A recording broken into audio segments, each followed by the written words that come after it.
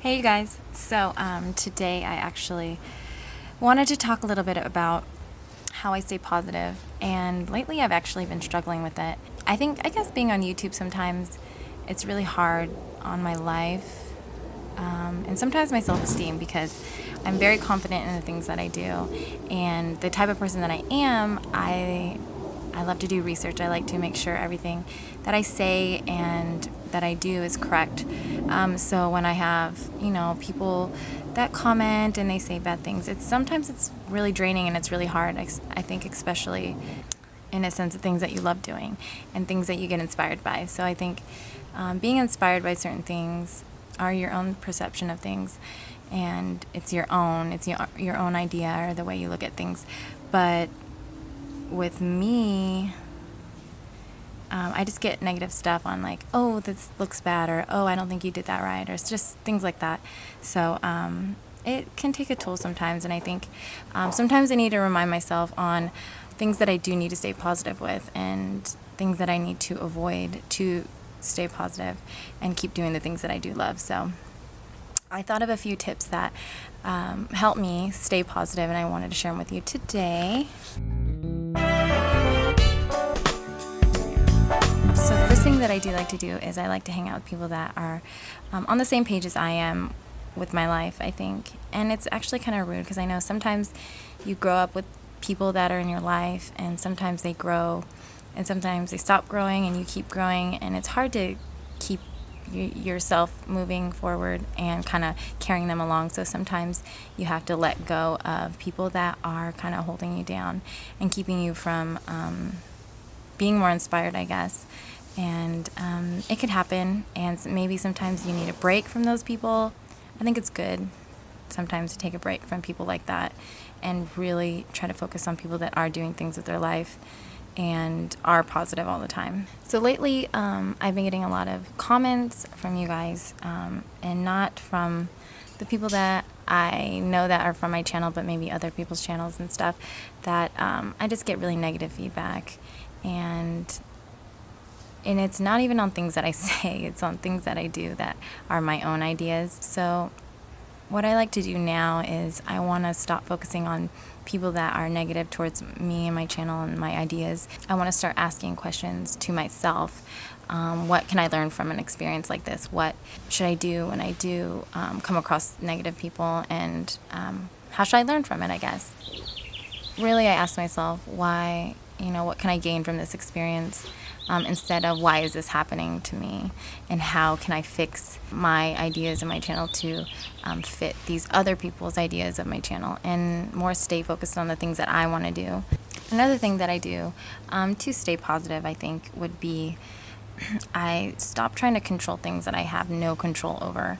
And I think as women, we have a problem with that. And I mean, just all people I think do, but women in general, I think have the hardest time, because we always like things to be perfect, especially I do. I like everything to be the way that I like it, and I want it to be perfect. And I think by letting go, it takes a lot of stress off my shoulders, just with life in general, because then there's no expectations. And usually when you give yourself limits and expectations, you end up breaking them, and you end up letting yourself down, and that just puts more stress on you. So I think things that you can't control, I think we just need to let them go. I know it's really hard, and it's something that gradually happens. It's not something that you just all of a sudden do, but in my life, I think lately, since the past 2 years, I've been learning how to do that. I think I'm getting pretty good at it, but sometimes I fall back a little bit into, like I brought up all the comments before, and these are things I just can't control. I can't control how everybody else feels about my channel, or just me in general, and I'm done trying to defend that, and just being me is, I think, the most important thing. Another way, I think, to stay positive is to set goals constantly and keep your standards high. With me, I set goals all the time, with weight or things that I eat. Sorry, that's my dog. Or my sister's dog. I'm at my sister's house, I don't know if you know, but I'm not in LA. I try to make as many goals for myself as possible, and if it's not with Olivia, it's with my life or the things that I'm doing, or or just little ones too, fun ones, to keep things interesting. I always set goals for yourself. I think it makes you feel better when you do achieve them, and it gives you more confidence, and you feel more good about yourself and positive. The more positive you are, you portray that to people, and they see that, so they want to be surrounded by you as well. So in that sense, I would say set as many goals as you can. You don't have to, meet them all, but the majority you should. And I promise once you do fulfill them, you'll feel more fulfilled within yourself. You'll feel more fulfilled within yourself. Yeah, I don't know. But yeah, another thing I think would be to invest in your friends and your family.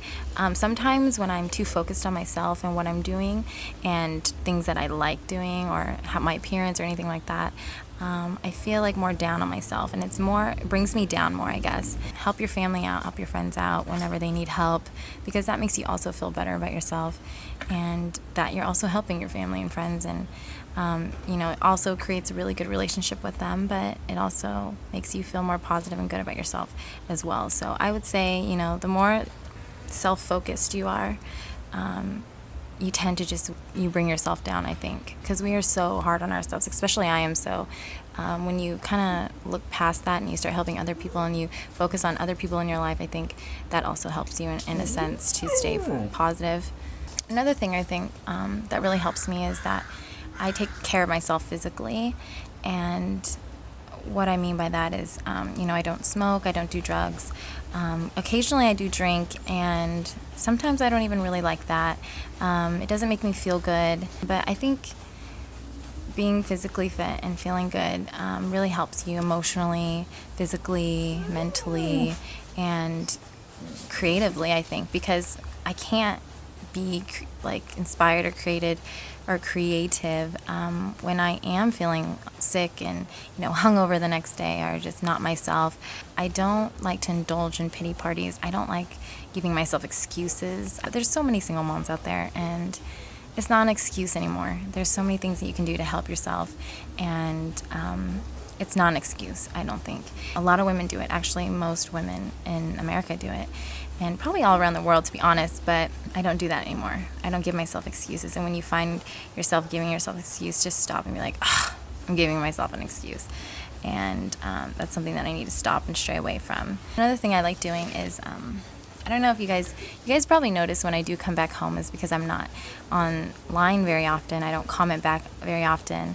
And it's because when I come home, it's almost like a vacation, kind of like I take my mind off all the electronics, just, social media, and I relax, and it feels really good. And just me and Livy have more time to ourselves.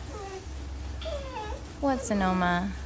I think those things are needed to stay positive, to be honest, because if you didn't have a recharge button, then you're just going to keep running on low fuel, and you need to recharge. Taking breaks like that is good for your health, physically, mentally, emotionally. So I would say give yourself a break, and that's just another thing that I do to stay positive.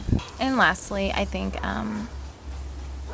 what I like to do that also keeps me positive is just hobbies. One of those hobbies would have to be obviously being with my daughter. That's the top one. I love being on the internet. I know that's horrible, but I like searching up fashion stuff and styles and trends and just getting inspired. I love taking pictures.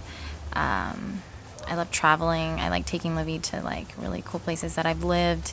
And what else do I like to do? These kinds of things, I think, keeping your mind occupied all the time is another way to stay positive, because it's making you happy. I mean, it should make you happy, but I think that's another way to make yourself positive, is to do things that you love and reminisce on times that were good.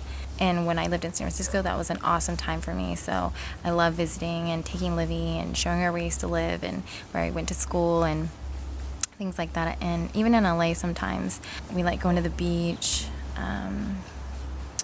I don't know, I like going to thrift stores, just things that I love doing to let loose. That's what I love doing, and that's another way that I like to stay positive. So Anyway, that's it really. I hope that I helped you guys. I know I actually got a few comments asking to do this coffee talk, and I know I haven't done them actually in a long time. I've just been busy doing like all my tutorials that I love doing, and being on the Mom's View sometimes, and what else? Just stuff I've been super busy with, and also living in New York. I wish I lived in New York. LA. Living in LA is really hard because I don't have my family there to help me with Olivia, and usually when I lived in Sacramento, they helped me all the time, so I actually could have another life, a life outside being a parent 24/7. So being in LA it's been pretty tough, and that's also why I can't do videos as much, is because Olivia is really demanding, and finding a babysitter that I trust is very hard, and I really don't like having her spend time with people that aren't related and don't know her and don't love her as much as I would, so it scares me. So lately I've been coming back to Sacramento a lot to get that break, and be your age sometimes it helps, and I'm 25 and I'm still really young, so I think that I do need to do things that people are doing my age sometimes, obviously not all the time, and at a responsible level of course, but I think that's important too, is to still live your life as well. But anyway, I hope I helped you guys. Let me know what you guys think. Of course, comment below. And I hope you guys have a great day. Also, I hope you have a great Mother's Day. I know I didn't say hi, but me and Livy had a great Mother's Day. It was very low-key. I spent time with my sister, my mom, my sister-in-law, my nieces. It was just kind of like a girls' day. So my dad took us all out to dinner. It was just like we got spoiled, and it was a really good day. And Livy she didn't know the difference. She didn't even know what it was.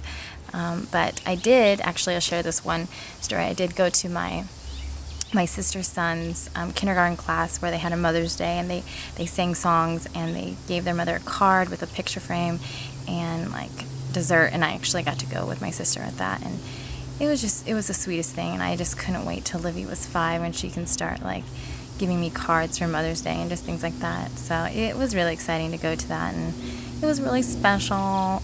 But anyway, I'll suggest another topic. I liked this one because I've been struggling with it, and usually I like talking to you guys about things that I'm struggling with, because it actually makes me come to my senses sometimes when I talk about it to you guys. So anyway, so thank you, and I will see you guys next time. Bye.